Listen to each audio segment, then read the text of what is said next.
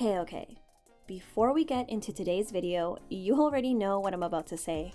If you're watching right now and you enjoy deep dives into K-pop news, please hit that subscribe button, give this video a big thumbs up, and drop a comment down below.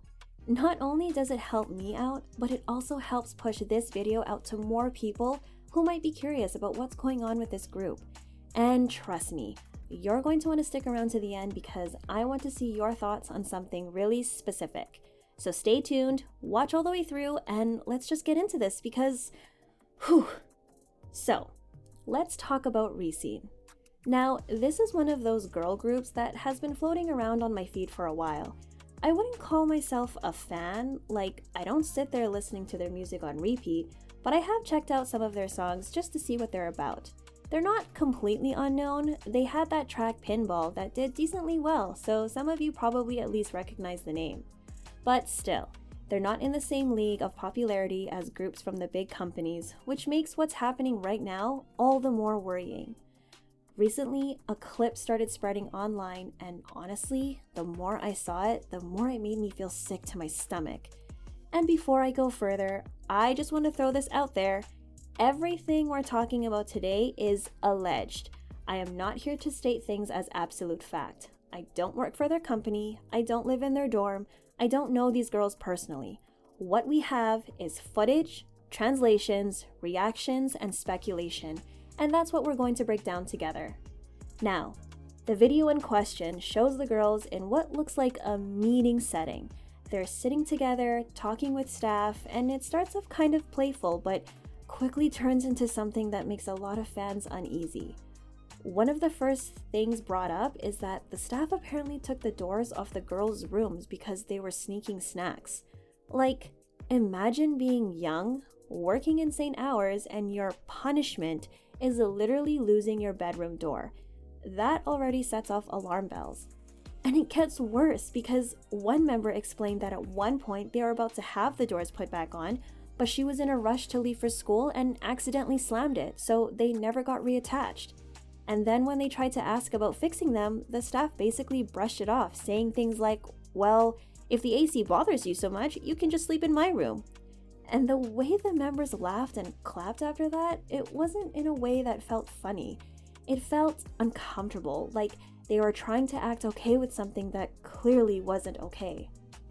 Another big thing that had people upset was the food situation. There are moments in the clip where they talk about dieting, about not being able to eat certain things, and it just reminds everyone of how brutal idol diets already are. Like, we know this happens across the industry. Idols are constantly put on extreme diets to maintain certain looks, but hearing the girls themselves joke about it or nervously laugh about it hit people in a really uncomfortable way. Some members looked worried, others avoided eye contact, one seemed like she wanted to speak but couldn't. The body language is what had people on edge. And then you add in the background noises from some of their live streams. There are clips floating around where you can hear yelling or screaming in the background. One sounds like a man shouting, another sounds like a girl screaming. Put all of this together and you can see why fans are connecting dots and coming to some very dark conclusions about what might be happening behind the scenes. Now, let's slow down for a second because there are two sides to this. On one hand, you have people who saw the video and immediately said, this is proof. These girls are being mistreated, they're not safe, they need help. On the other hand, you have fans who watched the full video and said it was more lighthearted than it looks in clips. They point out that the food shown, like cucumbers and tomatoes, was just a snack, not an actual meal. They argue that the missing door wasn't staff cruelty, but the result of a trainee breaking it and they just never bothered to fix it. And as for the screaming, the CEO himself said their dorm is near a university, so sometimes loud noises get picked up during their live streams. So which is it? Is this a case of fans jumping to conclusions, or is this a glimpse into real mistreatment? Honestly, that's where things get messy, because the truth is, unless you're physically in that dorm living with them, you don't know. What we're left with is context, vibes, body language, and company history. And with K-pop, history tells us that yes, idols have been mistreated before. So people are right to be cautious and can keep an eye on things. Now, let's talk about boycotting, because this is where opinions split hard. Some fans say, boycott them. Don't stream, don't buy albums, starve the company of money until the girls are free. And I get where that's coming from. You want to hit the company where it hurts. But personally, and this is just my opinion, I don't think boycotting would help in this situation. Because if the group stops making money, the company doesn't suddenly treat them better. In fact, it might make things worse. They could get harsher schedules, stricter punishments, and even less care, all because they're seen as failing. And at the end of the day, the members are the ones who suffer, not the executives at the top. Money in this industry often equals freedom.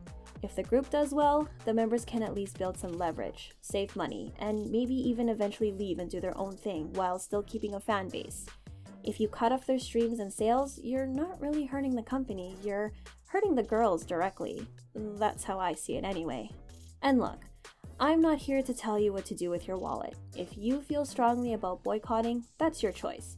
But me personally, I don't think it's the solution here. I think the best things fans can do is keep paying attention, keep talking about it, and keep supporting the members themselves in whatever way feels right. One thing I want to highlight is how easy it is for things to get exaggerated online. You take a clip, cut out some context, add subtitles, and suddenly it looks way worse than it might have been. And then everyone runs with it, spreading it across Twitter, TikTok, YouTube, and before you know it, the group's reputation is stained whether it's fair or not. That's not me saying ignore the signs. I'm saying be careful.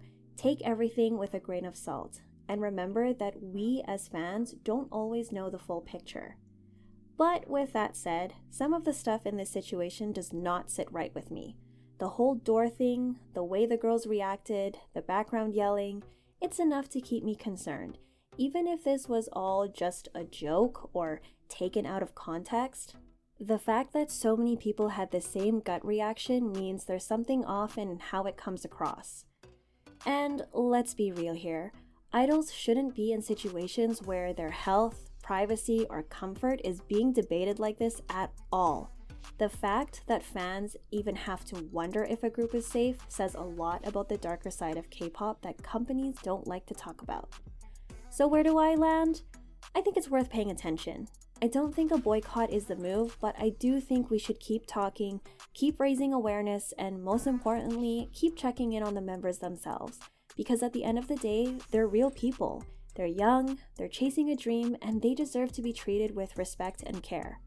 Now, I want to hear from you. After watching the clips, after hearing both perspectives, do you think this is a case of mistreatment, or do you think people are blowing things out of proportion?